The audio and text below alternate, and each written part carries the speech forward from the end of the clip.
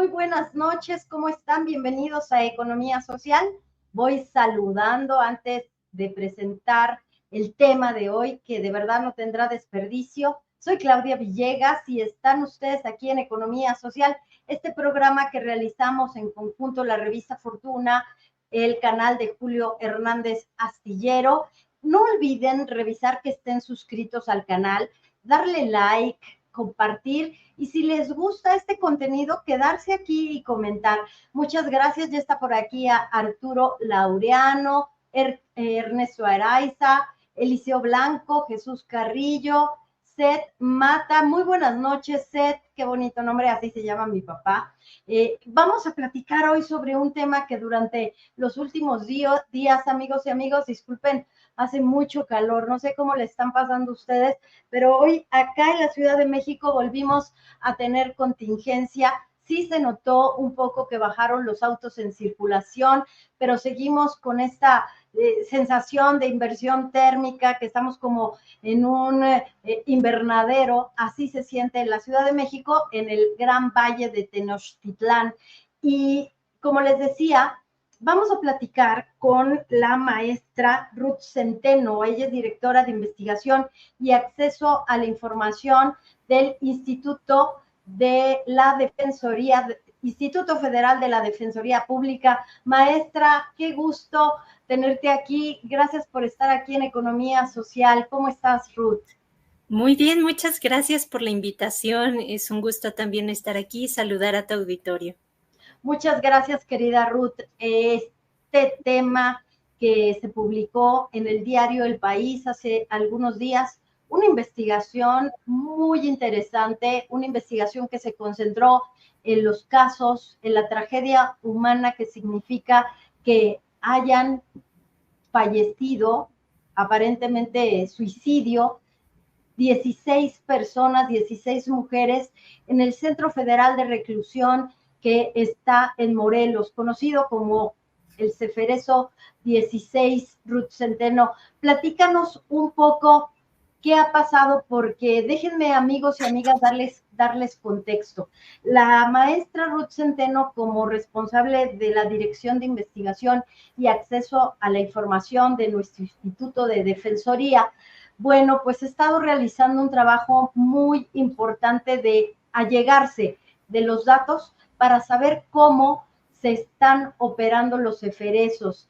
Ruth, danos el contexto para que no lo dé yo, porque hemos platicado y lo conoces de la A a la Z.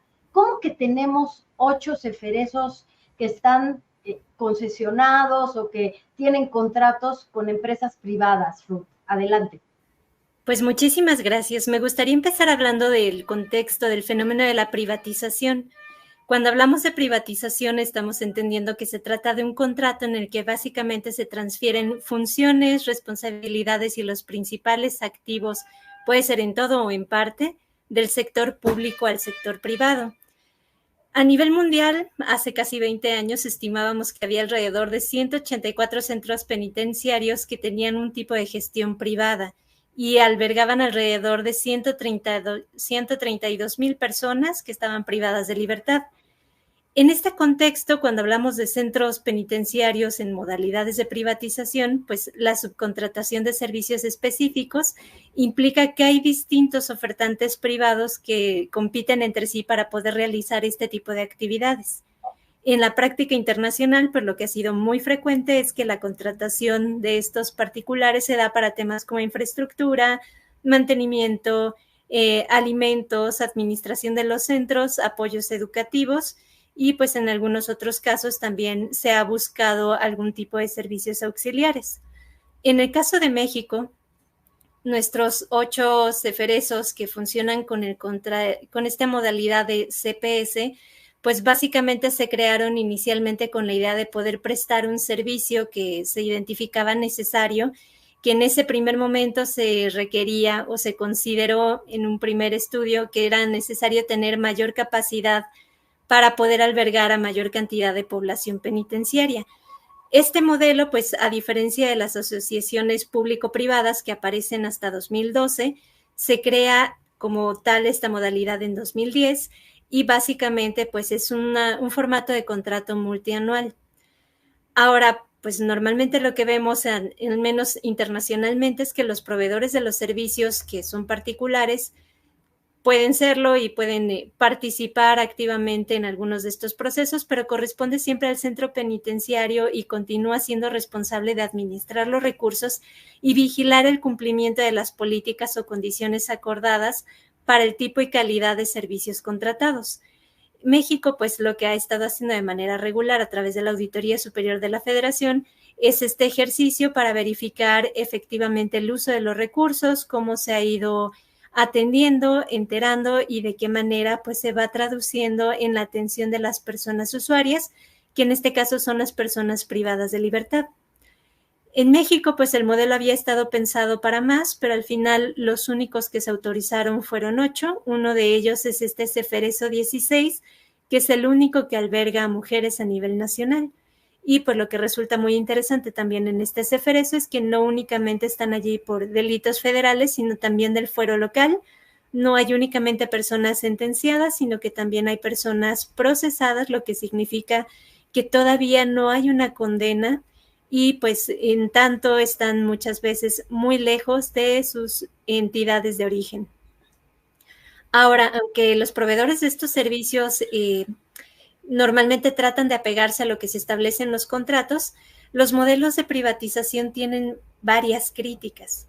Entre otras, pues se señala la delegación de las funciones gubernamentales que deberían ser intransferibles y pues que puede traducirse en un trato injustificadamente diferenciado, en algunos casos incluso podríamos considerar que hasta discriminatorio.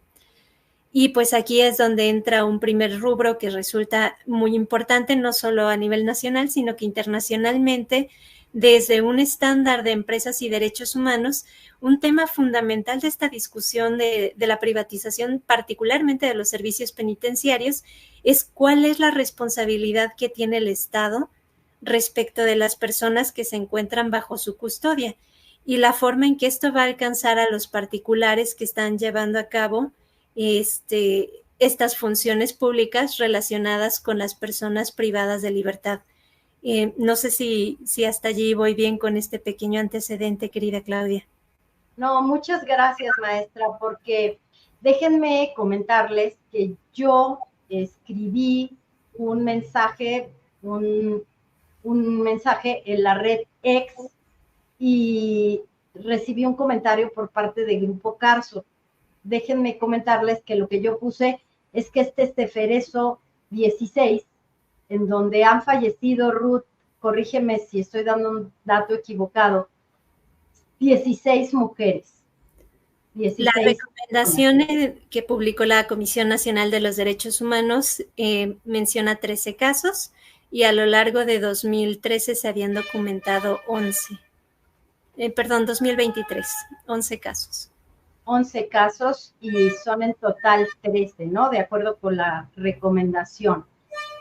Y yo, porque publiqué un reportaje sobre el modelo de negocios, un reportaje que pueden encontrar en la revista Fortuna si quieren ir a visitar nuestro sitio www.revistafortuna.com.mx. En este reportaje nosotros hacemos referencia a que hay 8 grupos que están controlando, no, deben ser 5 grupos, Ruth, porque algunos tienen hasta 2 ceferezos, ¿no? No hay 8 grupos, sino que algunos tienen 2. El punto es que yo dije que este ceferezo estaba a cargo de Grupo Ideal, del Grupo Carso, y recibí de parte de este grupo una corrección. Me dice que el Grupo Carso, a través de Capital Inbursa, solo provee al órgano administrativo de prevención y readaptación social la infraestructura física, los materiales tecnológicos y auxiliares para que cumplan su función, así como servicios de alimento, ropería y mantenimiento. El personal de la empresa por contrato no tiene contacto alguno con las personas privadas de la libertad. Esto es una precisión a la reportera por mencionar que ellos se hacen cargo del Ceferezo 16. Pero quise comentártelo, Ruth, porque de acuerdo con el contrato, dice esta precisión, pero el contrato está clasificado como de seguridad nacional. Es decir, nosotros ni los familiares de las mujeres privadas de su libertad, que lamentablemente o cumpliendo una condena o lamentablemente estando sin una sentencia están ahí, no pueden tener acceso al contrato. Nosotros no podemos tener acceso al contrato porque es de seguridad nacional. Entiendo que ustedes han hecho algunas solicitudes de información, Ruth. Bueno, primero me gustaría dar un poco más de contexto sobre este tema, porque seguramente nuestro auditorio podría apreciar este dato adicional. La Auditoría Superior de la Federación ha señalado que mientras los centros que están bajo el modelo tradicional tienen ahí las facultades exclusivas de supervisión a las autoridades en la integración de los recursos, cuando se trata de centros penitenciarios bajo el modelo CPS, como es el caso del CEFERESO 16, la autoridad tiene la facultad de supervisar los servicios prestados por el particular en cumplimiento a los contratos de prestación de servicios integrales de largo plazo que han suscrito. Entonces, esto también es interesante porque hablábamos precisamente de esta discusión que se da con la privatización de los servicios penitenciarios y pues nos vamos a enfrentar continuamente a vacíos, antinomias y esto que ya comentabas, Claudia, pues las limitaciones que se van presentando para la rendición de cuentas y conocer propiamente el contenido y los alcances que pueden tener estos contratos, precisamente porque son los contratos, sus adendas, las modificaciones que tienen, los anexos técnicos, los que le van a dar vida a la prestación del servicio. Y las consecuencias que pueden tener van más allá de inconvenientes materiales en la implementación o los costos. Pueden tener un impacto directo en la seguridad, la vida o la integridad de las personas privadas de libertad en este centro. En México y en muchos otros países donde se da este fenómeno de privatización de servicios penitenciarios, hay dos temas que son de enorme preocupación dentro de estos modelos y que tiene que ver con la atención médica y consecuentemente el acceso a los servicios de salud y la reinserción social. En el caso de Estados Unidos, que es pues nuestro referente más cercano geográfica e históricamente, vemos que en un estudio que hicieron a lo largo de 10 años, entre 2008 y 2018, observaron que en estos centros privatizados el fenómeno de reincidencia fue del 82%, lo cual también nos pone a pensar pues cómo estará y si está realmente alcanzándose el propósito de reinserción social en este tipo de centros. Algo que se ha visto en estos centros penitenciarios de Norteamérica, en este esquema de privatización muy concretamente, es que hay algunas dudas puntuales que también tocan estos puntos que señalas, Claudia. La primera gran duda es si el Estado va a ser responsable por los daños causados por el particular que provee el servicio, si el Estado no será responsable por la mala gestión que se tenga del centro y si el Estado debe asumir las obligaciones de un proveedor que se va a la quiebra, porque también es importante señalar que hay servicios aquí que se subcontratan. Entonces, me parece que no es un tema menor que la integridad, la vida de las personas privadas de libertad tienden y de hecho dependen de la naturaleza y las cláusulas del contrato que se celebra con el particular que está proveyendo el servicio. Y pues nuevamente una de las preocupaciones es la falta de supervisión de él o los contratos que se celebran entre el Estado y los particulares que pueden contribuir a afectar las condiciones de vida. El instituto, pues muy particularmente, y como bien lo señalabas, Claudia, ha hecho un esfuerzo institucional desde sus distintas áreas, la Dirección de Ejecución, la Secretaría Técnica de Combate a la Tortura, la Unidad de Litigio Estratégico, la Unidad de Defensa Penal, que han estado buscando acompañar desde distintos frentes, pues lo que es una problemática estructural que se presenta en este caso y con este centro, buscando precisamente pues lograr de alguna forma que los derechos de estas mujeres pues puedan ejercerse de manera efectiva, que se garanticen de la mejor y más amplia manera sus derechos humanos. Y pues si bien hemos estado tratando de buscar y puntualizar cuáles son estos tramos de control y tramos de responsabilidad, particularmente por cuanto hace a la atención médico-medicamentosa, pues seguimos trabajando en estos procesos que acompañamos a partir de controversias y propiamente de al menos 2 amparos que van hacia temas más estructurales que tienen que ver con el cómo se van a generar las condiciones pues para garantizar un trato digno al interior del centro penitenciario. Y pues te agradezco mucho esta puntualización que haces también, porque creo que es un buen momento para señalar un poco cómo funcionan estos esquemas de privatización penitenciaria. En el caso mexicano es un modelo de leasing o de build, operate, transfer, que se podría traducir como construir, mantener, operar y transferir, a través del cual pues las empresas privadas lo que dicen que están realizando es el diseño, la construcción e implementación del centro penitenciario para posteriormente traspasarlo al Estado.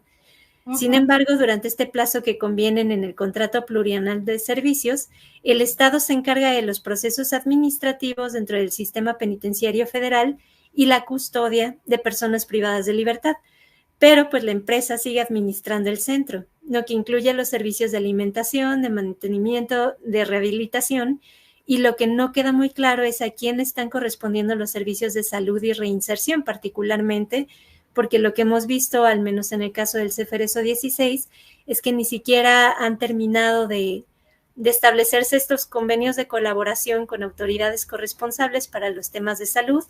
Y en cuanto a la reinserción y pues servicios postpenitenciarios, me parece que todavía hay un largo margen de oportunidad para seguir construyendo. Muchísimas gracias, maestra Ruth Centeno, directora de Investigación y Acceso a la Información del Instituto Federal de Defensoría Pública. Maestra, nosotros elaboramos este reportaje que ojalá Juan Manuel nos ayude a mostrar cómo están intactos los contratos transeccionales para operar reclusorios y atentan contra derechos humanos. Esta es una foto que pudimos conseguir sobre el CEFERESO, amigos. Pueden ver que es prácticamente enorme, es muy limpio, es muy impecable. Ustedes pueden ver cómo nada tiene que ver con algunos pues cárceles, reclusorios que hemos podido ver en otras ciudades. Y en este reportaje de la revista Fortuna, www.revistafortuna.com.mx, que originalmente publicamos en la revista Proceso, pero que siendo de mi autoría y por su relevancia quisimos recuperar, son Carlos Slim, la familia Vázquez Raña, el grupo ICA, la gigantesca gestora de fondos de inversión BlackRock y ahora México Infrastructure Partners, que son los mismos fondos que operan las plantas de Iberdrola, ahora están operando los que fueran los 2 CEFERESOs de ICA. Ustedes recuerdan que la secretaria de Seguridad Pública, Rosa Isela, dio a conocer que el gobierno estaba dispuesto a no aceptar estos contratos que la maestra Ruth Centeno adecuadamente menciona como plurianuales. Esto quiere decir, Ruth, que pueden extenderse, no sabemos por cuántos años, pero que sí tienen hasta, me parece que hasta 15 años, ¿no? Pues la idea de la plurianualidad más bien tiene que ver con la forma en que se van devengando los costos, es decir, que se va entregando pues lo que se utilizaría en un año como si fuera un presupuesto y a partir de eso pues se gestiona. La situación es que cuando vemos los costos que implica por persona privada de libertad, pues toda vez que se considera la capacidad completa del centro y no las que están propiamente internas, pues sí se traduce en que los costos por cada persona interna es muchísimo más elevado de lo que sería, por ejemplo, a nivel local.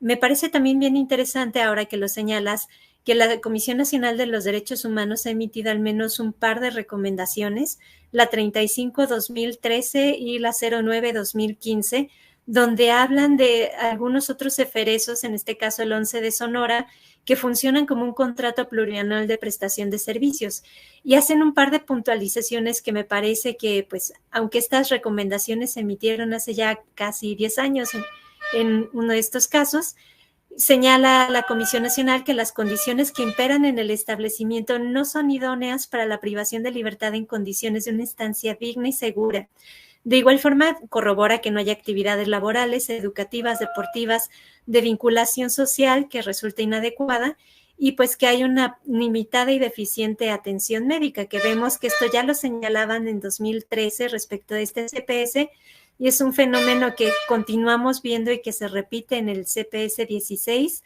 10 años más tarde. Y en cuanto a la recomendación que emiten en 2015, nuevamente señala que hay irregularidades sobre las actividades recreativas y la permanencia en las celdas en la mayor parte del día, en este caso en condiciones insalubres, porque señalan que en este mismo espacio se alimentaban y atendían necesidades fisiológicas, además de que nuevamente la atención médica seguía siendo inadecuada y se observaban algunos obstáculos a las visitas, la correspondencia y las llamadas, que es una preocupación constante también de las personas privadas de libertad, porque se encuentran en una situación de profundo aislamiento en la que les resulta incluso muy difícil poder solicitar el acompañamiento de sus defensores porque tienen que tomar decisiones sobre si utilizan la llamada para poder mantener el contacto con sus familias, con las que no es fácil establecer esta comunicación porque normalmente vienen o se encuentran en otras entidades de la República, o si utilizan estas llamadas para poder solicitar algún acompañamiento, apoyo adicional por parte de su defensa. Entonces, pues también son algunos de los factores que resulta interesante ver en términos de la Ley Nacional de Ejecución, cómo hay autoridades corresponsables en estos procesos que también tendrían que colaborar pues para garantizar junto con las empresas que hacen la gestión y administración de los servicios penitenciarios, cómo garantizar de forma amplia los derechos de las personas que están bajo su custodia. Muchas gracias, Ruth. El Ceferezo 16, un cementerio para vivas, alarma en la cárcel federal por una ola de suicidios, publicó el diario El País, y nosotros queremos hacer referencia precisamente a este párrafo en donde está referido el comunicado de la Comisión Nacional de Derechos Humanos. Es un poco más arriba, Juanma. Aquí en donde está un poquito más abajo. Aquí. No se corrigió el impacto con incentivos ligados a la rentabilidad de sus contratos y no a la gestión de actividades vinculadas con la reinserción social, Ruth. Quiero decir que cuando se negocia un descuento, creo que del 10, del 15% de los contratos plurianuales, pero además déjame decirte, Ruth, que algo que se hace en este gobierno es que se le da una mayor formalidad presupuestaria, porque no la había. Y esto lo reconoce MIP cuando a sus inversionistas les informa: vamos a administrar ahora las cárceles de Ica, los ceferezos de Ica, Ruth, y ahora sí tenemos la clave presupuestaria de la cual se obtienen los recursos. Durante el gobierno de Peña Nieto y el de Felipe Calderón no hubo esa formalidad presupuestaria y ahí estaban operando sin las claves necesarias. Podemos, Juan Manuel, mostrar a nuestros amigos lo que dice el Instituto Federal de Defensoría, ahí en donde está, le puedes dar un clic y nos lleva arriba, en donde está señalado. Sí, ahí precisamente, Instituto Federal de la Defensoría Pública, que el 29 de noviembre hace un llamado a las autoridades competentes para garantizar la vida de las mujeres que se encuentran privadas de la libertad en el Ceferezo 16. Y el instituto es contundente: muertes de mujeres ocurridas mientras se encontraban bajo custodia del Estado son muertes violentas. Es indispensable atender de forma urgente y adecuada y sostenida la salud de las mujeres privadas de la libertad, incluyendo su salud mental, porque los suicidios, los 13, se han dado de una manera que es responsabilidad porque están bajo la custodia del Estado. Ahora Carson nos precisa que ellos no tienen contacto con las mujeres privadas de la libertad. Es decir, sí te llevo tu ropa, sí te doy de comer, te alimento, sé que hay deficiencias en las actividades para la reinserción, para las actividades de trabajo. Hay muchos problemas, vamos a seguir hablando de este tema, pero evidentemente, Ruth, lo que estamos viendo es una situación que debería no solamente tener la recomendación de la Comisión de Derechos Humanos, Nacional de Derechos Humanos, sino que ustedes cuéntanos, ustedes han interpuesto recursos para que las personas privadas de su libertad, las mujeres, reciban atención médica, reciban medicamentos, pero tienen también un proceso para que se solucione, para que se revise estructuralmente este tema. ¿Cuál puede ser el alcance de este recurso, maestra? Bueno, quisiera empezar contándoles, y lo señalaba, la idea de los litigios estratégicos va muy orientada a tratar de cambiar problemáticas estructurales. Hablamos de una problemática estructural donde hay varias autoridades que pudieran estar involucradas, pero no termina de quedar muy claro cuál es el tramo de control y de responsabilidad de cada una de ellas, y en este caso parte de lo que estamos impulsando en los dos amparos que hemos interpuesto, el 1674 de 2023 y el 21 2024, pues lo que estamos buscando es que estos aspectos que tienen que ver con el internamiento garanticen no solo evaluación de salud mental de las personas que ingresan y una adecuada documentación de redes de apoyo y mantenimiento de los vínculos familiares, sino una atención continua, adecuada y bajo un enfoque pues biopsicosocial, que no es únicamente atención psiquiátrica, sino que son muchos más factores que deberían considerarse, pues, que estos tratamientos o acompañamientos tienen que ser supervisados por especialistas, que se garantice calidad y continuidad del servicio, el enfoque de derechos humanos, sobre todo pensando en que no se debe estigmatizar a las personas con problemas de salud mental. La Corte Interamericana y la Comisión Interamericana de Derechos Humanos han hablado ya de las funciones de seguridad ciudadana, y muy particularmente la Comisión ha señalado que la privatización de estas funciones tiene como consecuencia que se desvincula la noción de derechos humanos para la defensa, protección y garantía, que tendría que ser competencia del Estado. Lo que no debería ocurrir es que estos casos queden o dependan de pues, la posibilidad incluso de las propias personas internas de allegarse de recursos para poder tener atención médica o para poder contar con estas herramientas. Sí vemos que tendría que hablarse también de derechos humanos y empresas de manera pues mucho más continua. Es importante señalar que si bien se observa que hay una autoridad responsable, que hay particulares que participan en este proceso, se debería considerar que prevalece este criterio de derechos humanos, y pues que el caso más que interés del público también es interés público, y pues implica que también allí habría una rendición de cuentas, que es un concepto funcional para poder explicar cómo podemos tener acceso a esta información, y pues también la trascendencia que puede tener, sobre todo para delimitar esta posible discrecionalidad administrativa y que no se generen situaciones arbitrarias o abusivas. Me gustaría señalar que pues la legítima pretensión que tendría la defensa en general, digamos también como parte del instituto, es que se pueda verificar que no haya vacíos o antinomias normativos, operativos, de diseño o de coordinación institucional que terminen por incidir negativamente o que pongan en riesgo la integridad física o emocional de las mujeres que están allí privadas de libertad.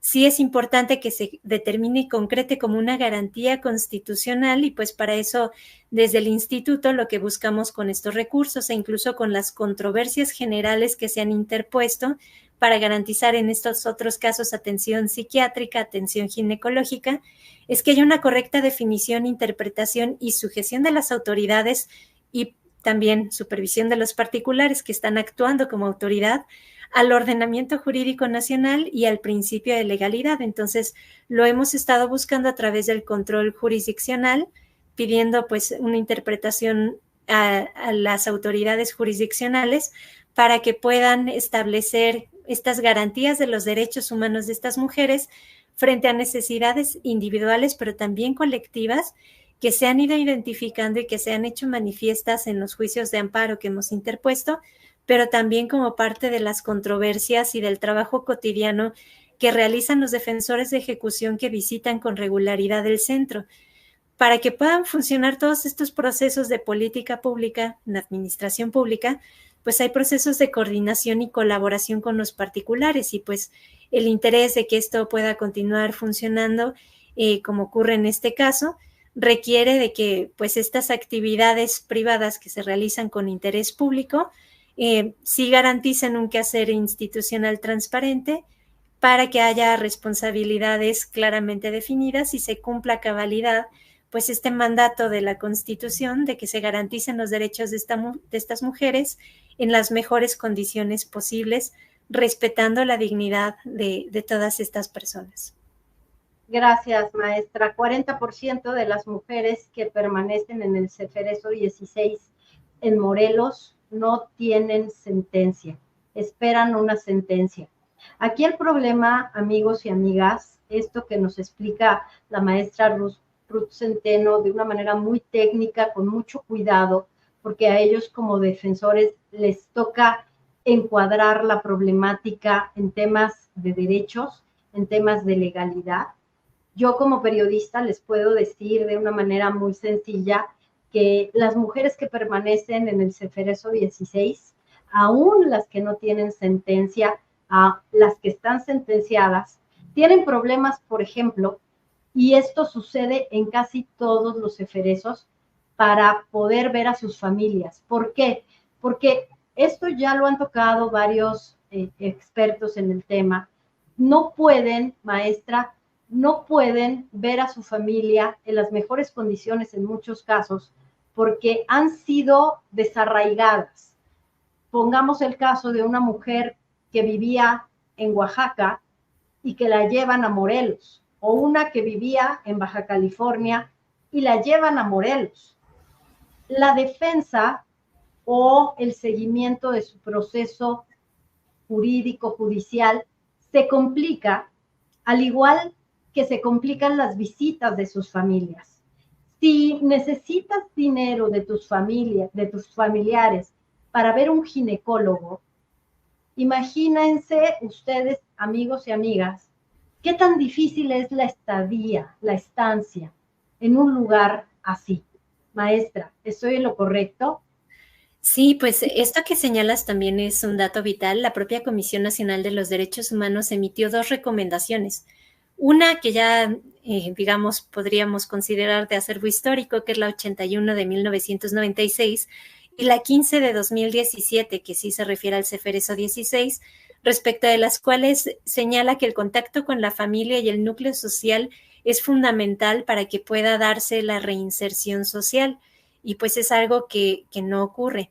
Las propias estadísticas que tenemos del Ceferezo 16 hasta enero de 2024 pues señalan que la mayor cantidad de personas vienen primero de la Ciudad de México, después de el Estado de México, de Guerrero, que es otra de las entidades donde hay una mayor cantidad, Coahuila, Tamaulipas, Zacatecas, y así nos vamos hasta Baja California, de donde no tenemos la misma cantidad de personas, lo cual pues nos habla también de lo lejano que es el traslado que se va realizando, y pues que la CNDH ya ha reiterado varias veces la importancia de que se valore en la medida de lo posible evitar estos traslados, sobre todo de personas sujetas a proceso, porque las personas que vienen del fuero común pues tienen muchos problemas efectivamente, como bien señalas, Claudia, para poder dar seguimiento a los procesos. Es muy compleja la interlocución que pueden tener pues con las familias y con los abogados, y para también estar al tanto de los procesos, porque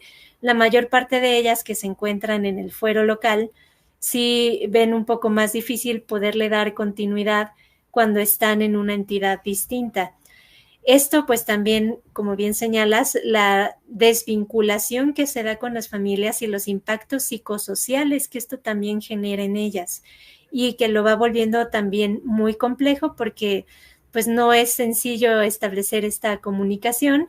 Las llamadas a las que tienen derecho son de 10 minutos y pues no son tan continuas, lo que también dificulta mucho que puedan darle seguimiento a algunos de los temas y procesos familiares.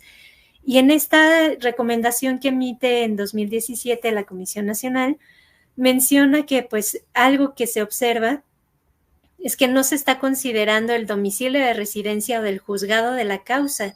Entonces, señala que les afecta mucho a estas mujeres a las que se traslada al Ceferezo porque las alejan del entorno familiar, dificultan la comunicación, pues que también parte de lo que ellas observan y lo mencionan en estos reportajes que has comentado hace un momento, Claudia, es que desde que llegan a este centro se les sustituye el nombre por el del número del expediente, lo cual ya desde este entonces la Comisión Nacional señala que es una forma de cosificar a las internas. De las personas que en este momento fueron trasladadas y que fueron materia de esta recomendación, por lo que señala como una conclusión importantísima la Comisión Nacional, es que eso se traduce en una transgresión a los derechos humanos, a la seguridad jurídica, al debido proceso, a la reinserción social y al trato digno. Pero bueno, esto también ha sido un tema que se ha presentado con distintos centros penitenciarios locales, donde el argumento principal ha sido que estas mujeres representan un riesgo para la seguridad interna y la gobernabilidad de los penales y las trasladan para allá. Ruth, el argumento para celebrar estos contratos plurianuales, estos contratos de servicio, fue en la época de Genaro García Luna, en la época del Plan Mérida, que estaba experimentando el sistema penitenciario mexicano un problema, un déficit de espacios. Ese fue el argumento. Y también el argumento fue que se necesitaban, como bien mencionabas, pues centros de alta seguridad, operados por entidades que no estuvieran sujetas a la corrupción. Esta es la parte del Plan Mérida. Sin embargo, lo que hemos estado viendo en las estadísticas que se reportan a través de la Secretaría de Seguridad Pública es que ese argumento de que se necesita más espacio, incluso recordamos alguna propuesta de campaña en estos días electorales de que se necesitaban más cárceles, imagínate. Pero esto lo digo yo, Ruth, no te quiero comprometer. Y recordar que en 2021 el gobierno López Obradorista estimó que el costo total de los contratos hasta el 2032 llegaría a 276,619 millones de pesos. Tan solo en 9 años, amigos, amigas, maestra Centeno, se pagaron 85,398 millones de pesos. En 2020, el gobierno de López Obrador reportó un pago de 22,776 millones de pesos a los centros penitenciarios privados, de los cuales el 67,7% correspondió al pago de los contratos que otorgó el gobierno de Felipe Calderón. Entonces, Ruth, ¿a dónde voy con todas estas cifras? Por este monto nos tendrían que dar y rendir cuentas en estos contratos. Yo te agradezco mucho, Ruth, que hayas participado con nosotros en esta primera inmersión al tema. No lo vamos a dejar, será uno de los temas de economía social, porque los derechos humanos de las personas privadas de la libertad se respetan. Ya la justicia los está juzgando, ya los sentenció en el caso de los sentenciados, pero a mí lo que me parece una tragedia son sus familias también, sus familias sufriendo, no poderlos ver, el caso de niños que han nacido ahí, que estuvieron 3 años con su mamá y luego son desarraigados de estar con su mamá, que no las pueden ir a ver por la distancia. Tantos temas, Ruth, que tocan derechos humanos y que tocan justicia. Pues muchísimas gracias, Claudia, a tu auditorio por esta invitación y pues continuaremos trabajando sobre este tema, documentando lo que vayamos identificando, pensando en generar impactos estructurales y cambios en este tema. Muchas gracias, maestra Ruth Centeno, directora de investigación de acceso a la información del Instituto Federal de Defensoría Pública, que por cierto, Ruth, nos encantaría que nos platicaras de cómo han estado ayudando a los adultos mayores a tener información sobre los servicios, sobre las consultas a los bancos. Creo que es un tema poco conocido y una beta impresionante. Ahora que pude visitar el instituto, me di cuenta cuántos adultos mayores están ahí recibiendo apoyo e información, Ruth. Pues sería maravilloso también que pudiéramos invitar a este espacio a las colegas de la unidad de asesoría jurídica. En realidad es precisamente esta unidad que ha buscado pues un acercamiento con estos grupos de atención prioritaria. Trabajan pues también con algunos asesores jurídicos especializados que precisamente tienen estos otros enfoques de cómo orientar en estos temas de programas sociales, prestaciones, y pues cuando se vuelve necesario buscar también a través de herramientas más litigiosas cómo ayudarles a que sus derechos pues puedan ser garantizados, particularmente porque entendemos que es una etapa compleja también como ciclo vital, y donde lo último que quisieran nuestras personas usuarias pues es verse víctimas de discriminación tutelar, donde personas distintas toman decisiones sobre qué es mejor para ellas. Entonces sí sería maravillosa esta oportunidad y te lo agradeceríamos muchísimo, Claudia, si pudieras invitar también a la unidad de asesoría jurídica y que pudieran contarles pues todos los avances que han hecho con este tema, que precisamente en 2023, en marzo de 2023, México suscribe esta convención sobre los derechos para las personas adultas mayores, que ya empieza también a traducirse en distintas formas de generar estos enfoques con ellas, pues como personas usuarias de programas sociales, pero hasta en temas de privación de la libertad y los cuidados que van requiriendo, y que es algo que también vemos con estos enfoques en el CEFERESO 16 y en algunos otros centros penitenciarios. Muchísimas gracias, maestra Ruth Centeno, directora de Investigación y Acceso a la Información del Instituto Federal de Defensoría Pública. Gracias, Ruth. Muchas gracias, Claudia, un gusto. Igualmente, Ruth Centeno. Amigos, este tema que nosotros investigamos desde el año pasado, no tuvimos realmente el enfoque en los suicidios.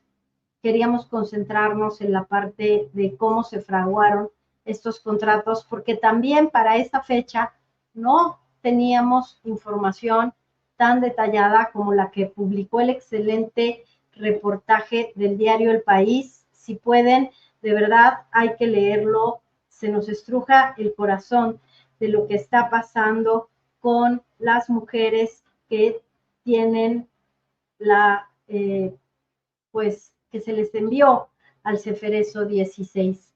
Vamos a leer algunos de sus comentarios y nos despedimos porque tenemos que darle paso a la transición a las charlas astilladas. Arturo Laureano, necesitamos ayudar a estas mujeres que se encuentran en prisión.